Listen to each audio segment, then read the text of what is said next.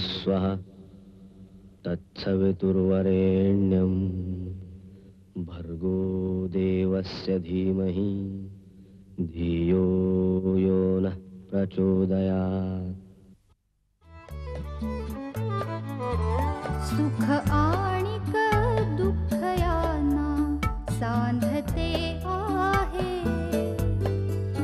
जीवनाशी ती कधीची भांडते आहे।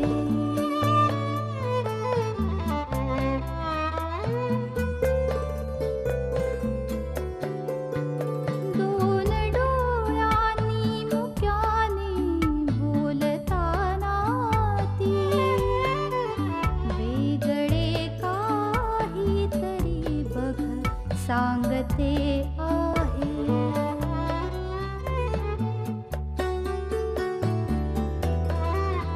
जीवनाचे एक गाणे गात जाताना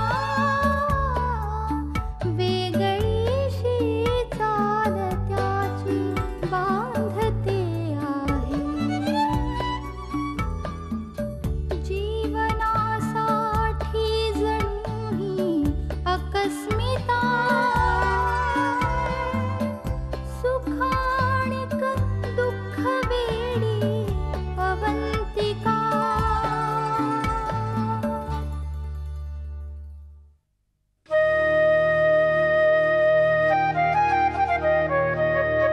दिया आणि अनिश इतकी इन्व्हॉल्व झाली आहेत एकमेकात। अनिशचं दीवर खूप प्रेम आहे आणि ती तर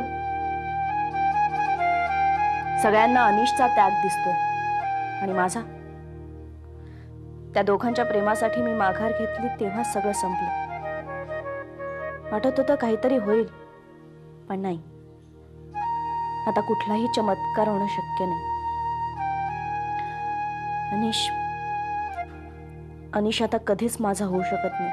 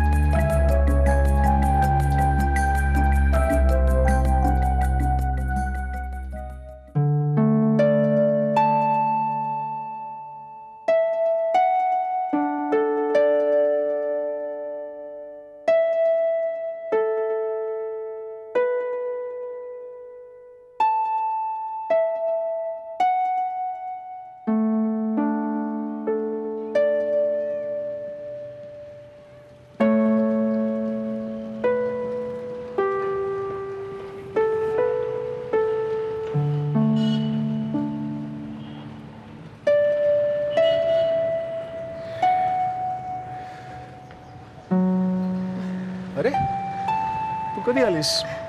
कधीच आले, अरे कळलंच नाही मला। पण तू एवढा कसला विचार करत होतास? नाही काही नाही, काही तसं काम नव्हतं, सगळ्या मीटिंग्स कॅन्सल झाल्या होत्या म्हणून असंच। मलाही वेळ होता, म्हटलं गप्पा मारूया तुझ्याशी म्हणून आले। बरं केलं आलीस, एकटा बोर झालो। कसा आहेस? ठीक आहे तसं आहे। त्या दिवशी शोरूम मधून शशांक दादा असा अचानक निघून गेला। तुला माहित होतं ना की अवंतिका शशांकच्या ऑफिस मध्ये काम करते? हो।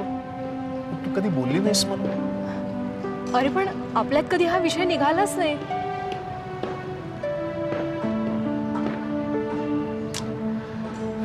कसं असतं बघ, सगळं कोल्हापूरचं सोडून मी इथे पुण्यात सेटल झालो मुलासाठी। म्हटलं सगळं बिघडलेलं सुरळीत करावं, सगळं व्यवस्थित करावं अशी अपेक्षा होती। सगळे प्रयत्नही केले, पण खरं असतं आपल्या हातात काहीच नसतं. आणि कोइन्सिडन्सेस कमाल. असं का म्हणतोयस तू सौरभ? असंच असतं सगळं. त्यावेळेला घटस्फोट हवा होता म्हणून मी काय काय केलं. वकील म्हणून अमोलला सगळे अधिकार दिले होते की काहीही करून मला डिवोर्स म्हणून दे. पण या सगळ्या प्रोसेसमध्ये आपण समोरच्या माणसाला किती दुखावतो, त्याच्या जखमा किती खोलवर जातात हे लक्षातच नाही येत. आणि मग त्या जखमा बुजता बुजत नाहीत. त्यामुळे तिचंही काय चुकतं मला सांग. तिचं वागणं बरोबरच आहे, कारण जखमा तिला झाल्यात ना.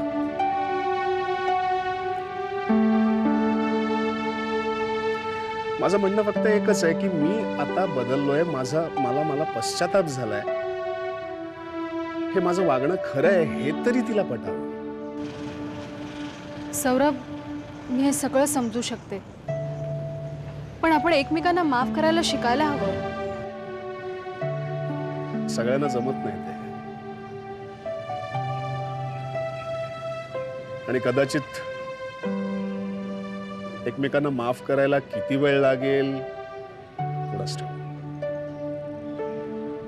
मला एक सांग, शशांकच्या मनात अवंतिकाबद्दल जे आहे ते तिच्याही मनात आहे का शशांक बद्दल? नाही, मला माहित नाही. हे बघ, मला तू सांग. म्हणजे मी माझी ऐकायची तयारी आहे. मला जे काय आहे ते स्पष्ट सांग. अरे खरंच सांगते, म्हणजे आमच्या दोघींचं कधी या विषयावर बोलणं झालं नाहीये, आणि मला नाही वाटत असं काही असेल अवंतिकाकडून.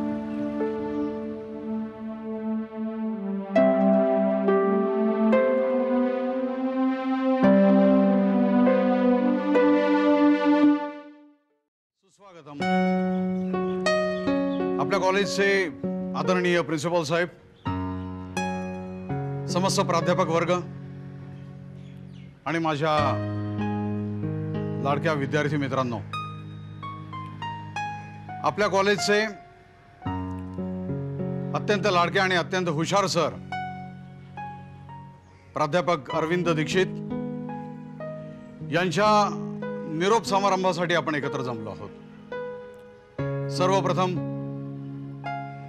आदरणीय प्रिन्सिपल साहेबांना मी विनंती करतो की त्यांनी दीक्षित सरांना पुष्पगुच्छ देऊन त्यांचा सत्कार करावा.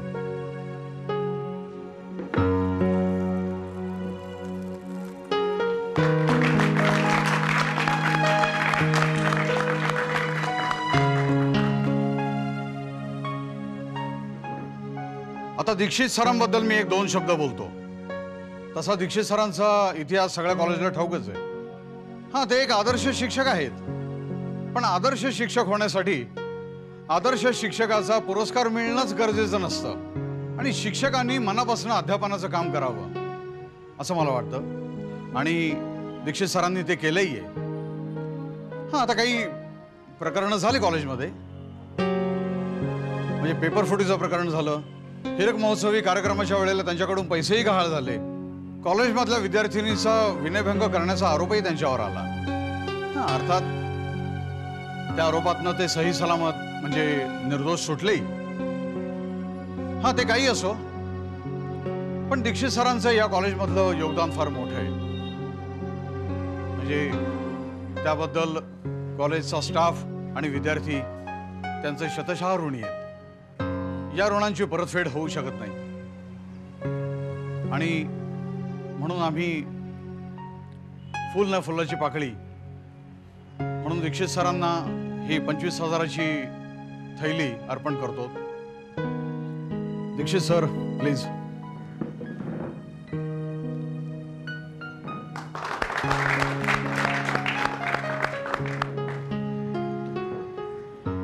मला वाटतं दीक्षित सर या पैशाचा विनियोग योग्य कारणासाठीच करतील अशी मला आशा आहे.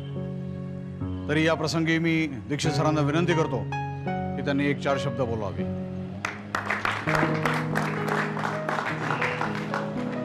आदरणीय principal sir, vice principal Agarkar sir, Kamat sir, Shinde sir, माझे इतर प्राध्यापक सहकारी, माझ्या विद्यार्थी मित्रांनो आणि मैत्रिणींनो, आजचा दिवस हा माझ्या आयुष्यातला खूप महत्वाचा दिवस आहे. आणि आजच मला आठवतोय या वास्तूतला माझा पहिला दिवस, ज्या दिवशी मी वास्तूत पहिल्यांदा प्रवेश केला. कार्यक्षेत्राची इमारत हे माणसाचं दुसरं घरच असतं आणि तिथली माणसं त्याच्या घरातलीच माणसं असतात. त्या माणसांबरोबर तो त्याची सुखदुःख वाटून घेतो. काही गैरसमज झाले, कुरबुरी झाल्या तर त्यांना समजून घेतो. त्यातून ही कॉलेज सारखी पवित्र वास्तू. मी या कॉलेजला काय दिलं यापेक्षा या कॉलेजनी मला काय दिलं याचा मी विचार करतो. नामजोशी सरांसारखे गुरु, मार्गदर्शक, कामत सरांसारखे मित्र, सोनवणे सरांसारखे दिवस रात्र एक करून संस्थेसाठी फंड गोळा करणारे शिक्षक, या सगळ्यांनी माझ्या कळत नकळत मला खूप काही शिकवलंय, खूप काही दिलंय. सोनवणे सरांनी आत्ताच माझ्या इतिहासाचा उल्लेख केला. ते सगळं आठवलं की मला खूप मनस्ताप होतो, पण एकीकडे खूप समाधानही वाटतं, खूप अभिमानही वाटतो. माझ्यावर कुठलेही आरोप झाले तरी माझ्या विद्यार्थी मित्रांनी माझ्यावरचा विश्वास अजिबात ढळू दिला नाही. उलट कुठल्याही कठीण प्रसंगात ते माझ्या पाठीशीच उभे राहिले. त्यांचं माझ्यावर खूप ऋण आहे, ते मी कधीच फेडू शकणार नाही.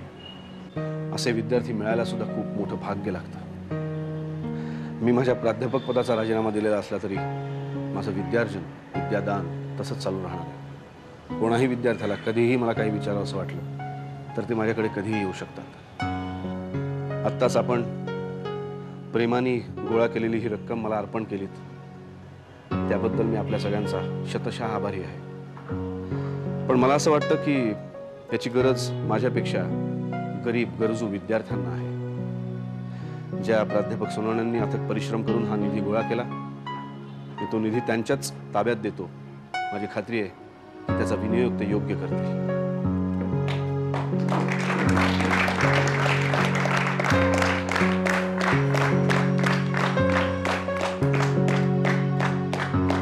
माझं आपल्या सगळ्यांवर आजपर्यंत जसं प्रेम होतं तसंच ते यापुढे राहील आणि आपणही माझ्यावर तसंच प्रेम करत राहा अशी अपेक्षा व्यक्त करतो आणि माझे 2 शब्द संपवतो. धन्यवाद.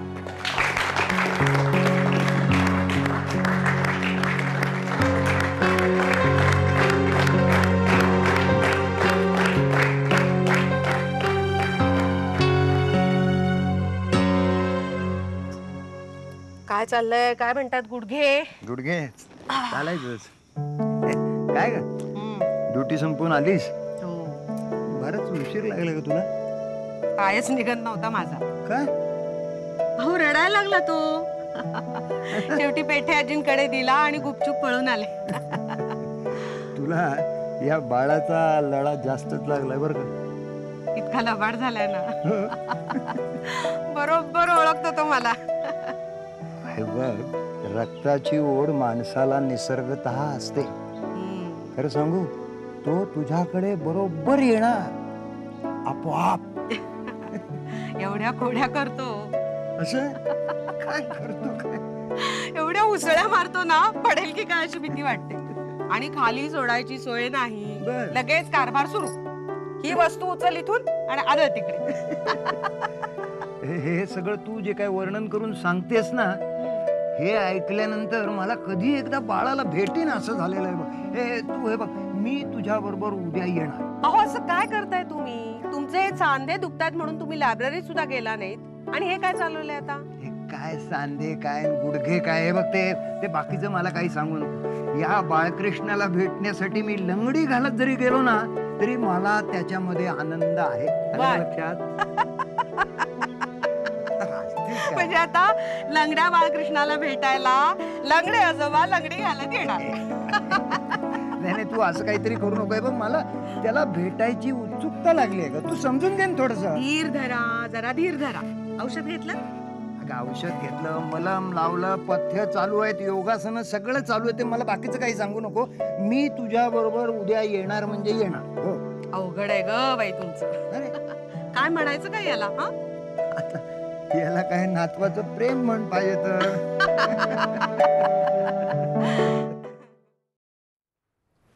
हॅलो. हां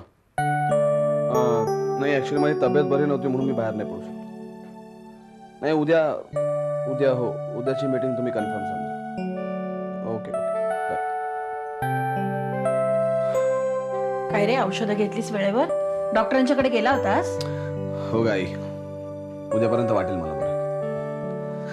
तुमचं फंक्शन कसं झालं? खूप छान झालं रे. लोकांनी इतकी छान छान भाषणं केली यांच्याबद्दल.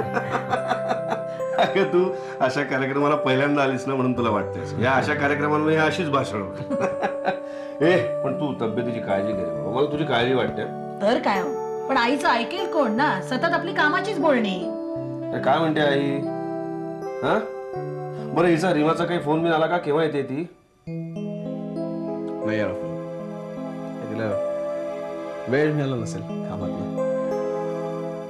थांबा, मी तुझ्यासाठी काहीतरी गरम गरम खायला घेऊन येते. आणि बघ, पूर्ण बरं वाटल्याशिवाय बाहेर पडू नकोस. आराम कर जरा.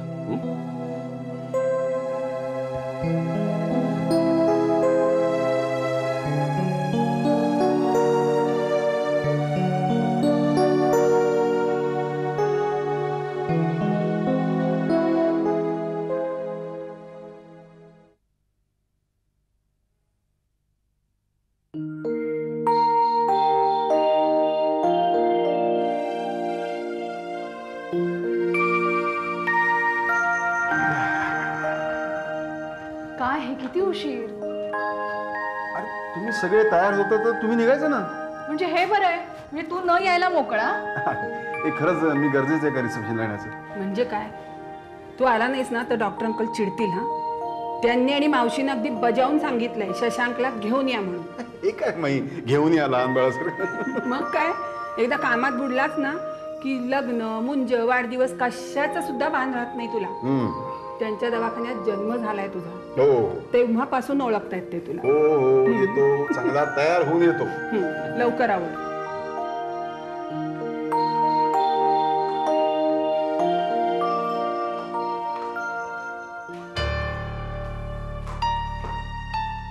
I am ready.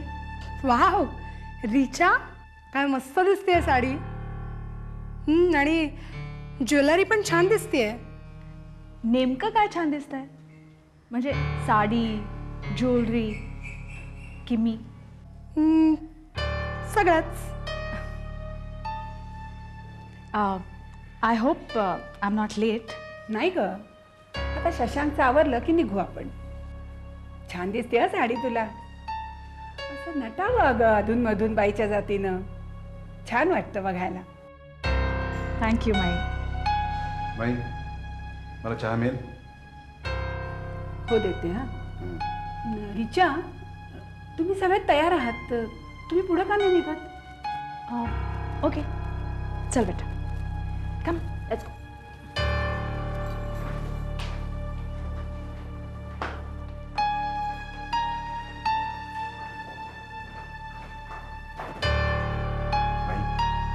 तिला कुठे घेऊन चाललायत?